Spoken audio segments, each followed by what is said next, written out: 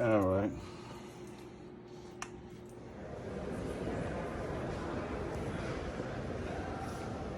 These two works of art are pretty much 10:9 representations. On the left, we have a Jasper Johns that he created when he lived in Tokyo, Japan.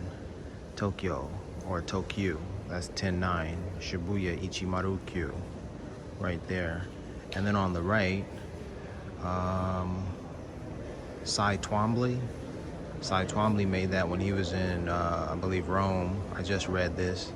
Anyhow, he was inspired by the historic structures. In this case, it looks like some obelisks, some stelae, reminiscent of Aksum, the stelae. 10:9 at the Broad. So this painting by Jasper Johns of an American flag, this description says that he had a dream, and in that dream one night he dreamed that he painted a large American flag, and the next day he woke up to buy the materials he needed to begin painting it, and so he did it. So that's the story behind this painting. This is another 10:9 reference. That's exactly what happened with the book 10:9.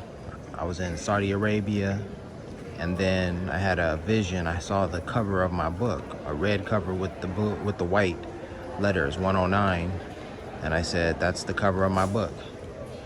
That was in 2016 or 2017. I didn't know what the book would be about, but I just knew I had to write or put all of my stories. I had to write my stories down and put them in that book under that cover, 10:9.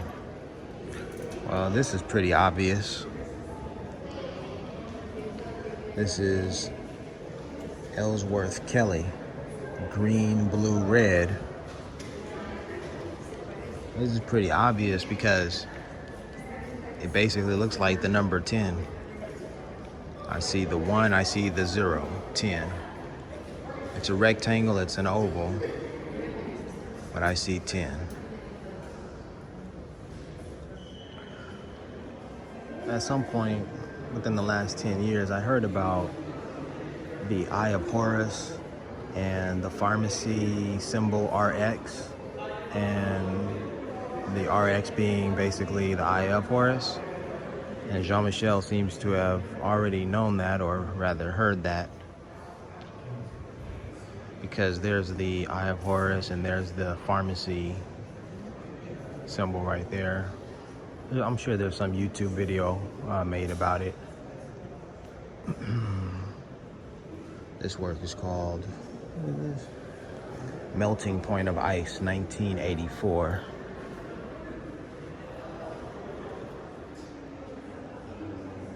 The T is silent. So Basquiat wrote 47 up here, and he crossed it out. So he mentioned that in an interview. I think in the interview he just said it's a number, that's all. But here he crossed it out, and he said that when he crosses things out, it's to make it more prominent, or to call your attention to it more. I found some meaning with 47 in that one particular painting, all colored cast. So I'm just recording it right now because it's in another painting. I'm sure he's done it in other paintings, but this is more apparent.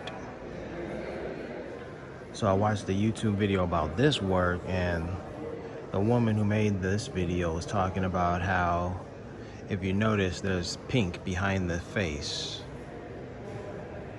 So basically it's the white man, and there's a face, a mask of evil, or the devil. And so this is Jean-Michel's critique of, white supremacy, capitalism, because you've got black images on there,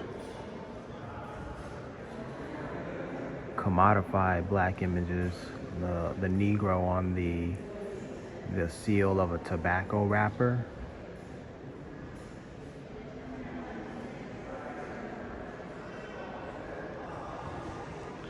So Jean-Michel was getting his critique on. Yeah, this one's White Devil, Pig, something. What is this one? Pink. This one's Pink Devil by Basquiat, Pink Devil.